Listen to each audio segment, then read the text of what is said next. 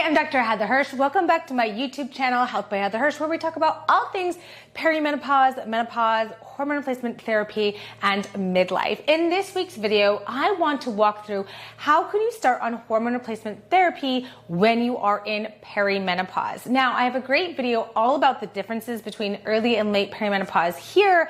I recommend this video if you haven't heard a thing about perimenopause yet. It's going to break everything all down for you, and then head right back over here so you can learn how you might want to start on your hormone replacement therapy. I'm Dr. Heather Hirsch. If you've never met me before, I have a private telemedicine practice with amazing clinicians in almost all 50 states, the Heather Hirsch MD Collaborative, and I teach clinicians. I'm going to tell you all about that at the end so I don't waste a second of your time. Something important to think about before the rest of this video is why start hormone therapy, and specifically postmenopausal hormone therapy in perimenopause. Well, one of the big reasons to start is symptoms that are affecting your quality of life. Symptoms of perimenopause are actually the same symptoms a woman could experience in menopause. It's just that you're experiencing them while you may still be having periods. And if you're a woman who doesn't get periods, that means that your follicle stimulating hormone, or FSH, level is still low. In early perimenopause, it's common to have symptoms of low progesterone. That could be anxiety or insomnia, trouble falling asleep. Those are some symptoms of low progesterone, as well as spotting in between periods. As you get into later perimenopause, you can have symptoms of being hot and dry, which is low estrogen. So that could be hot flashes, night sweats, vaginal dryness, joint aches and pains, those sort of symptoms. I like to call them your hot and dry. Symptoms are the primary reason to start hormone therapy when you're in perimenopause. Now, a lot of women ask me about the preventative benefits of hormone therapy. We don't actually know if you're going to start getting preventative benefits such as longevity, reductions in heart disease, improvement in bone health. If you start in perimenopause, it's probably not unlikely, but we just don't really know. So symptoms is going to be one of the main reasons that you might want to consider postmenopausal hormone therapy in perimenopause. Now, the differences between birth control pills and postmenopausal hormone therapy is actually pretty significant. I have a whole video on that here. I definitely recommend watching that.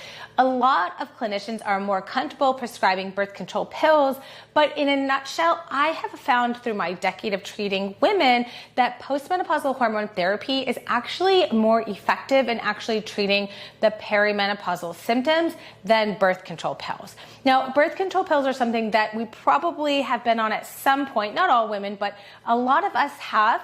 And so without further ado, let's talk about how to start on postmenopausal hormone therapy in perimenopause. Not surprisingly, it's actually very individualized. So while I have set up to make a whole YouTube video on this, the best thing to do is work with a very knowledgeable clinician, because there truly is no one size that fits all. I'm going to do my best to kind of walk through some generic options in this video just to get your mind rolling.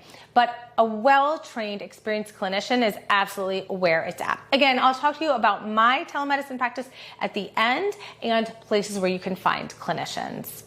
In perimenopause, I often start by asking my patients what is their most problematic symptoms.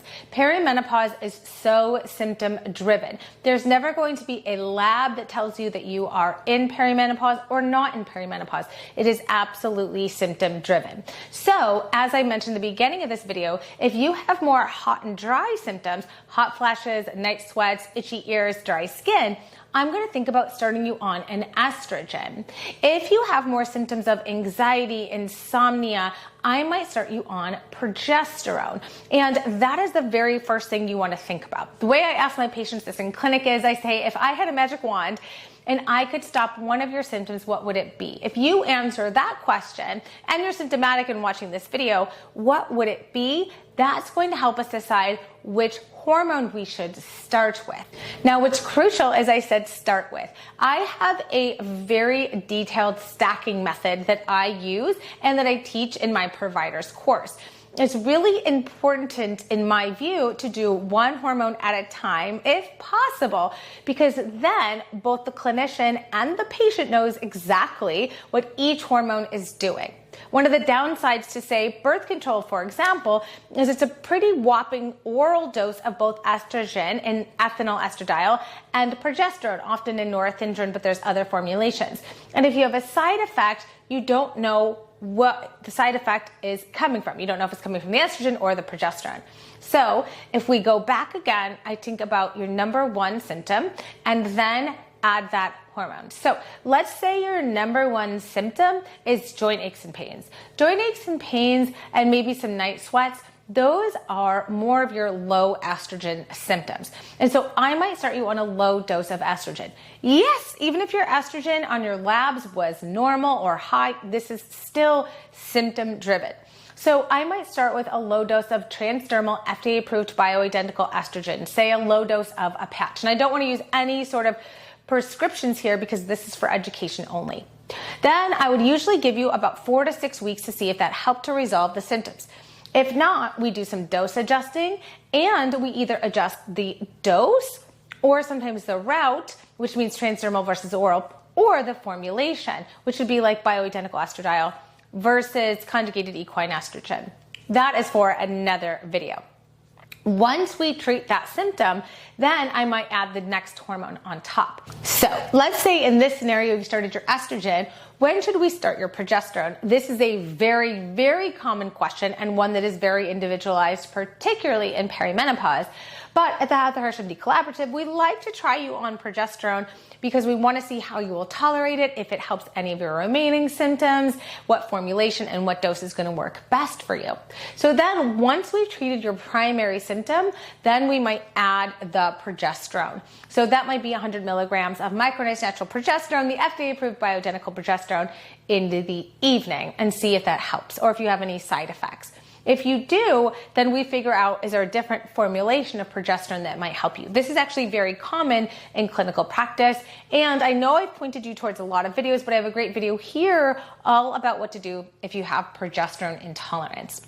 Now, let's do a reverse example. Let's say your main symptom is anxiety or insomnia. We may start with a progesterone for you and then see you back in about 4 to 6 weeks to see if that has helped.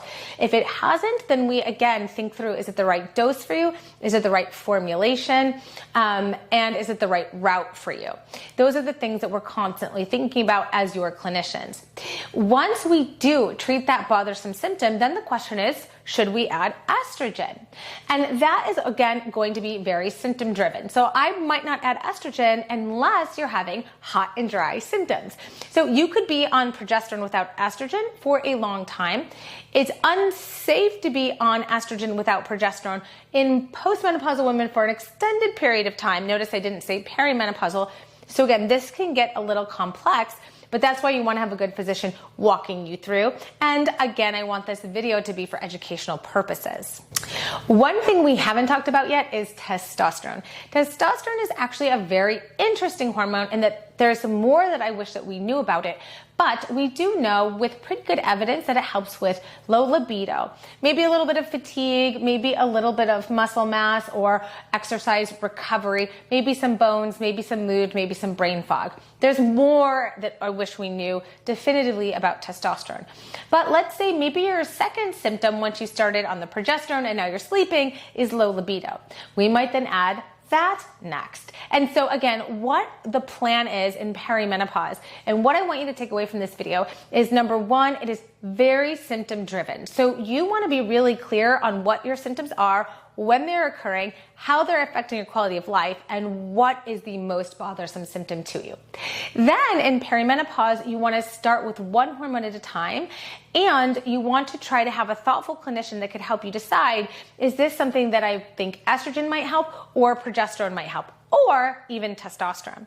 Then you want to give that first hormone about 4 to 6 weeks to see if it's working. And if it's not address the symptom, then you want to account for, is it the right dose, the right route, the right formulation. After that all feels nice and well, you want to go about your life until the next symptom comes to bother you, or you end up going into menopause. Once you're postmenopausal, you do want to be sure that if you're on estrogen, you are on the matching progesterone for that dose. So those are my main overarching learning tips here. Symptom driven, hormone stacking, get the one hormone right, then add the next one as the next symptom occurs, or if you're going into menopause, be sure that you're taking a very safe FDA-approved HRT regimen by making sure you're on progesterone for the matching dose of estrogen that you're on. I hope you enjoyed this video. It is really individualized. That is, again, the main point here. There's no one size that fits all, and I have some women start with progesterone, some women start with estrogen, then they go on from there. If you want to be seen by the Heather Hirsch MD Collaborative, we are in all 50 states. Link is down below. And not only do you get a 1 hour first visit, but we have an amazing masterclass that you get complimentary with your visit that is directed by yours truly. It's about 8 hours long, covers everything A to Z from perimenopause to menopause. Plus, we have a private community where we do twice monthly live events. It is just, of course, the best place to get care. I also have a course for both lay women, if you just want to take the course and work with your doctor. That's called the Reclaiming Menopause Masterclass, and a whole set of courses for providers in the Heather Hirsch Academy that's going to teach you all the things you ever wanted to know about women's health that you never learned in medical school, nursing school, PA school, or residency. All of that is down in the description bar below. Let me know what you found helpful. I would love to be able to support you in any way possible. Again, I've got tons of videos over here on YouTube and my podcast, Health by Heather Hirsch. All right, guys, I'll see you next week for a brand new video. Bye, everyone.